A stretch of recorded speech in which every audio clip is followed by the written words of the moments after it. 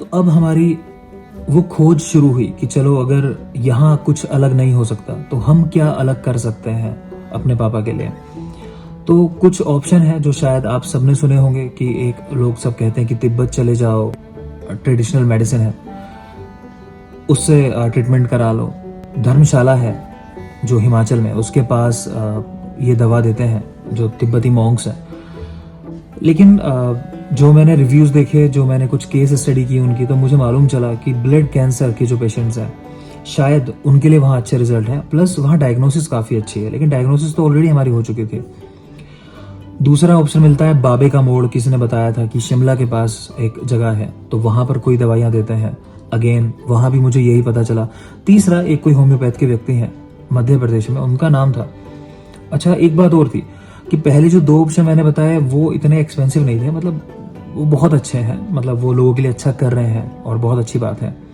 लेकिन तीसरे ऑप्शन की अगर मैं बात करूं तो मुझे बताया गया लगभग 30-40 हज़ार रुपये महीना एक्सपेंसेस आने वाले थे। तो जो आदमी ऑलरेडी कीमोथेरेपी ले रहा है या फिर कोई और ड्रग्स ले रहा है, अगर मैं अपनी बात करूं तो हमारे केस में महीना लगभग 1 लाख रुपए के आसपास जाके पड़ता होगा, जो कि मैं कह रहा हूं कि काफ़ी चीप था, काफ़ी सस्ता था। लेकिन अगर आप बाकी लोगों को देखोगे जो कैंसर का इलाज करा रहे होते हैं या करा के आते हैं, तो आप यकीन मानना कि अगर आपकी फैमिली में एक कोई व्यक्ति लाइफ टाइम कमाए और ठीक ठाक से उसकी जॉब हो, कुछ जिसको आप कह देते हो कि अच्छी जॉब, मतलब 60-70-80 हज़ार रुपये कमाता हो आज के टाइम के हिसाब से, तो यकीन मानना आपने जितना कमाया होगा वो सारा का सारा ट्रीटमेंट में लग जाएगा। लोगों का महीने का खर्चा कुछ 5-5, 6-6, 8-8 लाख रुपए तक भी पड़ता है। अगर उसमें इत्तेफाक हो जाए कि आपको कभी वेंटिलेटर की जरूरत पड़ जाए तो उसको फिर लाखों में और जोड़ते चले जाओ हर 1-2 दिन के हिसाब से। तो इतना ज़्यादा खर्चा ऑलरेडी कोई कर रहा हो और फिर आप उसको कहते हो कि 40-50 हज़ार रुपये उस चीज़ पे लगाने हैं कि जिसके रिजल्ट ही नहीं पता है, मतलब वो भी तो एक चांस ही लेने वाले हैं। तो ये एक बड़ी बात थी। और फिर इसके बाद चलो मैं आयुर्वेद के लोगों की तरफ गया। तो आयुर्वेद में भी देखो ऐसा नहीं है कि सभी लोग अच्छा ही करने के लिए बैठे हैं। मतलब मुझे मालूम चला कि लोग आयुर्वेद के नाम पे लोगों को लूटना बिल्कुल एक तरीके से शुरू है और लोगों का गलत एक्सपीरियंस नहीं होता। अगर कुछ लोग अगर मॉडर्न मेडिसिन में गलत करते हैं, एलोपैथ में गलत करते हैं, तो बहुत सारे लोग आयुर्वेद के नाम पे आयुर्वेद में भी गलत करते हैं, होम्योपैथ में भी गलत करते हैं। तो हर जगह वो चलता है, अच्छे बुरे लोग हर जगह हैं, ठीक है। तो अब ये आपका नसीब है कि आपके सामने कौन पड़ता है। खैर, तो मेरे एक्सपीरियंस ने मुझे बताया कि ज़्यादातर जगह जो आयुर्वेद में कुछ करने की कोशिश भी कर रहे हैं, तो वो लोग इतना ज़्यादा चार्ज करते हैं ना कि वो आपसे कह देंगे कि आप वो छोड़ दो कीमोथेरेपी वगैरह और आप इसमें आ जाओ, बस ये चीज़ करो और पूछो रिजल्ट्स क्या होंगे, क्या आप अश्योरिटी देते हो और क्या आप दिखा सकते हो केसेस जो रियल में ठीक हुए हों। तो डेटा नहीं होगा शायद उनके पास, अगर है तो बहुत अच्छी बात है, आप बिल्कुल वहाँ जा सकते हो। अच्छा, आयुर्वेद के लोग जस्टिफाई भी कर देते हैं। तो आयुर्वेद में क्या होता है ना कि जैसे मेरे काफ़ी सारे स्टूडेंट हैं कई जगहों पर, तो मेरी उनसे जब बात हुई पापा के रेफरेंस में, कुछ लोग का सामने से फ़ोन आया तो लोगों ने मुझे सजेस्ट की कुछ जगहें, कुछ 1-2 लोगों का अच्छा नाम है जो मुझे पता है कि वो ड्रग्स दवाइयाँ देते हैं तो रिजल्ट मिलता है। तो उनकी दवाइयों में क्या है, वो यूज़ कर रहे हैं सोना, यूज़ कर रहे हैं चांदी और वज्र, हीरा। आपको मजाक लगेगी लेकिन ये बिल्कुल फैक्ट है कि आयुर्वेद में सोना, चांदी और हीरा, इनका इस्तेमाल बहुत कॉमन है। एक बार तो मेरे एक रिलेटिव थे, वो बड़े अच्छे से थे, उन्होंने मुझसे कहा कोविड के टाइम पे कि कुछ अच्छी दवा बता दो। तो एक जय मंगल रस करके आयुर्वेद का आता है, वो रियल में महंगा है, मैंने उनको दे दिया, मुझे लगा ले लेंगे। लेकिन जिनकी मैं बात कर रहा हूँ वो काफ़ी अच्छी फैमिली है, लेकिन सोचो वो अफोर्ड नहीं कर पाए। उन्होंने कहा कि नहीं ये तो बहुत महंगी है, हम नहीं ले सकते। तो अब वो लोग सोना, चांदी और हीरे, इनकी भस्में आपको दे रहे हैं, तो जाहिर सी बात है महंगी होने वाली है। फिर जो आदमी काम कर रहा है वो भी कमाएगा। तो अल्टीमेटली वो दवा इतनी महंगी हो जाती है कि पर डे की आपकी 1000 रुपए की दवा जाके बैठेगी लगभग वो। फिर मैं पूछता था वही बात कि रिजल्ट मिल रहे हैं, तो कहते थे रिजल्ट तो नहीं, लेकिन हाँ पेशेंट की सफरिंग कम हो जाती है। मैंने कहा सफरिंग कम अगर हो जाती है तो मैं तो वहां खेल ही नहीं रहा हूँ, मैं तो जो भी कर रहा हूँ वो सिर्फ ये सोच के कर रहा हूँ कि या तो मैं मेरे पापा को एक बिल्कुल नॉर्मल लाइफ देने वाला हूँ यहाँ से, या फिर ये हो सकता है कि मैं एक गुनहगार बन जाऊं। मगर मैं वो पाप लेने को तैयार था कहीं ना कहीं, एक लाइफ उनको देने के लिए।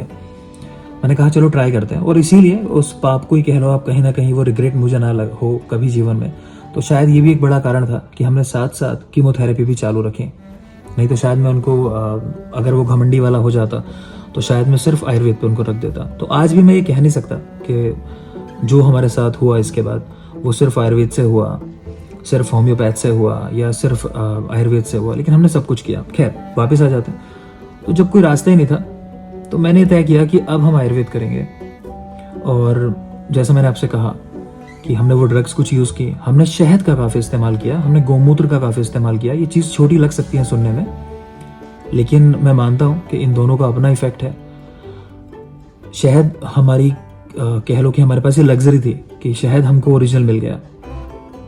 आप बिल्कुल ये मत समझना कि जो शहद आप बाजार से खरीद लाते हो या अपनी आंखों के सामने कोई मधुमक्खी पालन करता है उससे खरीद लाते हो तो ओरिजिनल शहद इस्तेमाल कर रहे हो। बिल्कुल भी वो ओरिजिनल नहीं है। ओरिजिनल मतलब वही है कि जाओ, आपको पता है मधुमक्खियों ने बनाया है, अपने आप से बनाया है, किसी ने उनको कहा नहीं कि भाई ठीक है मैंने ये चीनी के बोरे तुम्हारे सामने रख दिए हैं, अब इसको जाओ लेके जाओ शहद बनाओ। तो पहाड़ों पे अक्सर हमको ये चीज़ें प्योर फॉर्म में मिल जाती हैं।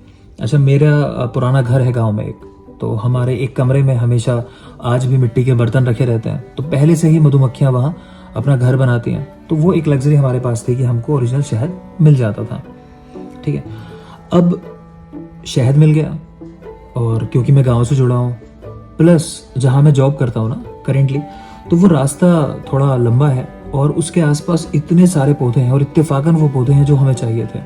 तो मुझे आसानी से वो पौधे मिलने लगे। प्लस कुछ दवाइयाँ ना चाहते हुए भी बाहर से खरीदनी पड़ती थी, लेकिन हम ध्यान रखते थे कि हम पाउडर फॉर्म में ना लेके आए, हम रो फॉर्म में लेके आते थे। मतलब अगर छाल है तो छाल ही लेके आते थे, घर में लाके उसको पीसते थे, कूटते थे और पापा को देते थे। फाइनली ये पूरी जर्नी हुई पापा की। और इस जर्नी में अच्छा एक और बहुत इंटरेस्टिंग बात है कि हमने लोगों को देखा कि लोग कहते थे कि हमारा तो हीमोग्लोबिन लेवल काफ़ी नीचे चला गया, खून की काफ़ी कमी हो गई, या फिर हमारी ब्लड सेल्स काफ़ी बढ़ गई। जांचें कराते हैं हम LFT KFT लीवर के लिए और किडनी के लिए, तो ये वैल्यूज सबकी गड़बड़ा जाती हैं, प्लेटलेट काउंट्स गड़बड़ा जाते हैं। तो मेरे फादर के साथ कभी हुआ ही नहीं ऐसा।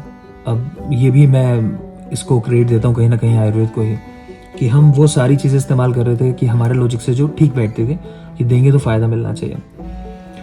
तो पापा की वैल्यूज़ कभी ख़राब नहीं हुई एज सच। मतलब एक दो बार थोड़ा बहुत वेरिएशन आया, उसके अलावा लगातार चीज़ें बार बार जांचें होती रही और कभी भी ये डिस्टर्ब नहीं आई मेरे पापा की। और मतलब कुछ भी नहीं, ECG बिल्कुल ठीक है और जो भी आप वैल्यू सोच सकते हो तो सब कुछ बिल्कुल ठीक रहा। और लेकिन इस पूरे दौरान क्या रहा कि 4 महीने हम दवाएं देते रहे। और लास्ट एक डिस्क्लोजर कर देता हूँ, क्या हमने इस्तेमाल किया जहर का? बिल्कुल किया, और एक नहीं काफ़ी सारे किए। लेकिन जब मैं उनको ये चीज़ दे रहा था तो मुझे मालूम था कि मैं एक डॉक्टर हूँ, कोई साइड इफ़ेक्ट होगा तो मैं उसको संभाल लूँगा। एक और देखो लग्जरी थी कि इत्तेफाक था, मेरे फादर की दोस्ती एक डॉक्टर साहब ही हैं, उनसे है, और वो जो उनकी नॉलेज है पूरी वो इसी में है कि किस तरह जो जहर है उसका इफ़ेक्ट कम किया जाए। तो ये भी एक लग्जरी हमें मिल गई थी और आज वो मेरे साथ जुड़े हुए हैं। तो मतलब भगवान ने शायद लकी बनाया, अनलकी नहीं बनाया, पता नहीं मुझे। तो वो भी एक लग्जरी थी मेरे पास। मैंने कहीं ना कहीं उनको भी कह के रखा था कि कभी अगर इन दवाइयों की वजह से कोई साइड इफेक्ट आ जाए तो आपको संभाल लेना है इसके बाद। प्लस अपने लेवल से हम हमेशा ये कोशिश करते थे कि दवाइयों को मैक्सिमम प्योरीफाइड फॉर्म में, और जितना मैं जानता था कि हाँ कुछ गलती नहीं होनी चाहिए तो उस तरीके से हमने उनको इस्तेमाल किया। आप यकीन करो, आज वो दवाइयाँ मैं कई लोगों को जैसे कभी सजेस्ट कर देता हूँ, इवन प्रिस्क्रिप्शन पे देता हूँ अपने लिख के, इसके बाद भी दुकान वाला भगा देता है, मतलब मेडिकल वाला उनको हटा देता है कि नहीं दे नहीं सकता आपको, ये तो जहर है, गलती से खा लिया तो मेरे लिए काफ़ी इशू हो जाएगा। तो वो जहर मतलब हम देते रहे लगातार कुछ इस तरह के, मतलब जहर तो आज वो मैं कहूँगा कैंसर के लिए थे, क्योंकि जब रिजल्ट आए 4 महीने बाद तो मतलब बहुत धक धक, हम सब उस दिन कोई किसी से बात ही नहीं कर रहा था, और बल्कि कुछ दिन पहले से नहीं कर रहा था, कि अंदर ना एक बहुत डर बैठा हुआ था कि पता नहीं क्या होने वाला है। PET 2 कराते हैं, उसमें जो पहले वाला आपका PET स्कैन हुआ होता है उससे कंपेयर किया जाता है। तो जो वहाँ बैठ के रिपोर्टिंग कर रहा था ना, तो उसने मुझे अंदर बुला लिया अपने पास से और मुझसे कहा कि सर आप जो भी इलाज करा रहे हो, मैंने ऐसे रिजल्ट नहीं देखे और आप इसको चलाते रहो, और ये तो लगभग ठीक है लेकिन डॉक्टर से पूछ लीजिए अपने एक बार। फिर मैंने उसको बताया कि मैं भी डॉक्टर ही हूँ। तो तब उसने पूछा कि मैं क्या दे रहा हूँ, तो मैंने उसको दवाइयाँ कुछ बताई। अब जाहिर सी बात है, देखो मैं उन विष के नाम आपके सामने नहीं बोल सकता कि कौन से विष मैंने इस्तेमाल किए, क्योंकि मेरे यहाँ कहने से अगर आप में से किसी ने गलती से भी उनको इस्तेमाल कर लिया तो काफ़ी ज़्यादा नुकसान हो सकता है। मैंने पहले ही आपको बता दिया कि मेरे पापा के पास ये लग्जरी थी कि मैं उनका बेटा, मैं डॉक्टर हूँ आयुर्वेद का, और मेरे पास ये लग्जरी थी कि मेरे पास वो एक डॉक्टर साहब थे जो मेरे पापा के ही फ्रेंड थे, कि कोई अगर इमरजेंसी हो मेरे पीछे तो संभालने के लिए वो थे। लेकिन आप कभी भी भूल से भी, गलती से भी अपने आप से इन दवाइयों को इस्तेमाल मत करना जिनको आयुर्वेद में जहर कहा गया है। आप देखोगे छोटी छोटी चीज़ें जो आयुर्वेद में जहर के नाम से हैं, कभी अगर आपका पढ़ना होगा तो उन सब के बहुत सीवियर साइड इफेक्ट हैं, और ऐसे वाले हैं कि जो आपकी ज़िंदगी ख़राब कर सकते हैं। मसलन आपकी आंखें भी ख़राब कर सकते हैं, आपको कोई अल्सर कर सकते हैं, आपकी स्किन को ब्रीच कर सकते हैं। तो प्लीज़ प्लीज़ प्लीज़ बिना डॉक्टर की सलाह के आपको नहीं इस्तेमाल करना। बहुत सावधानी से किया जाने वाला काम है। मैंने उस लेवल पर रिस्क लिया था कि जहाँ मेरे पापा के पास टाइम नहीं था मेरी नज़रों में, तो मैंने जो भी किया तो वो सब कुछ जस्टिफाइड था, ठीक है। प्लस फैसला मुझे मेरे पापा के लिए लेना था तो मैंने लिया। लेकिन आप भी ऐसे फैसले लो, कोई ज़रूरी नहीं है। एक बात ये आती है कि जो कुछ मैंने अपने फादर को दिया, तो मैं जब आप लोग मुझे कभी कांटेक्ट करते हो फ़ोन पे, मैं क्यों नहीं देता हूँ, मैं अक्सर लिखकर आपको भेज देता हूँ। उसका कारण ये है कि मैं जो योग बनाता हूँ ना, अब सोचो मैंने 5 मेडिसिन आपको लिखी, हर मेडिसिन के अंदर 10 दवाइयाँ पड़ी होंगी, कम से कम बता रहा हूँ मैं। तो अगर मैंने आपको 5 दवाइयाँ लिखी हैं तो 50 दवाइयाँ हो जाती हैं। जो मैंने आपसे कहा कि मैं बाहर की दवाइयों पे यकीन नहीं करता, नहीं मिलते रिजल्ट उनसे, ये बिल्कुल तय कह रहा हूँ मैं आपको, बिल्कुल नहीं मिलते। तो वो दवाई आपको इकट्ठा करनी पड़ेंगी या मुझे इकट्ठा करनी पड़ेंगी आपके बिहाफ पे।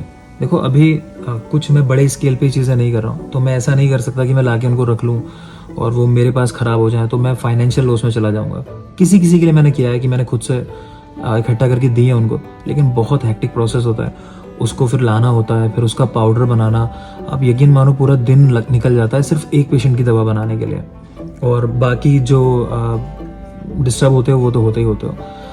शहद की बात करूं, शहद नहीं मिल पाता ओरिजिनल आसानी से। मेरे पास जो होता है बहुत कम मात्रा में होता है कि मेरे फादर के लिए वो हार्डली सफिशिएंट होता है। फिर शिलाजीत है, वो एक ज़रूरी चीज़ है इस पूरी जर्नी में जो हम इस्तेमाल कराते हैं, वो भी नहीं ओरिजिनल इकट्ठा हम कर पा रहे हैं। तो मैं कोशिश कर रहा हूँ, समय के साथ चीज़ें बन जाएंगी तो फिर मैं ईजिली में भी आपकी हेल्प कर पाऊँगा। लेकिन अभी मेरे पास इतने संसाधन नहीं कि मैं आपकी हेल्प उस लेवल पे जाके कर सकूँ। इन फ्यूचर पक्का मैं करूँगा कुछ ना कुछ आपके लिए, लेकिन अभी के लिए इतना। तो खैर, पापा की जो रिजल्ट आए बहुत अच्छे आए। आज मेरे पापा बिल्कुल ठीक हैं और अपने आप से आते हैं, जाते हैं, काम करते हैं सारे। और हाँ, बाल ज़रूर एक बार फिर गिर गए हैं, क्योंकि उनका कीमोथेरेपी का एक हम कोर्स अभी भी चला रहे हैं, और अब उनका 3 महीने के बाद हम सब कुछ बंद कर देंगे, क्योंकि बहुत माइनर सी FDG अपटेक आया था, जिसको लोग सही भी कंसीडर करते हैं और कुछ लोग मानते हैं कि नहीं अभी भी हल्की सी एक्टिविटी है, माइनर सी। तो हम वो रिस्क नहीं लेना चाहते थे, तो हम आज भी कीमोथेरेपी ले रहे हैं। मेरे पापा आज भी सारी दवाइयाँ आयुर्वेद की कर रहे हैं, होम्योपैथ की भी कर रहे हैं, तो हम सब कुछ कर रहे हैं। तो आप जिससे ठीक हो जाओ तो वो चीज़ आपको यूज़ करनी है।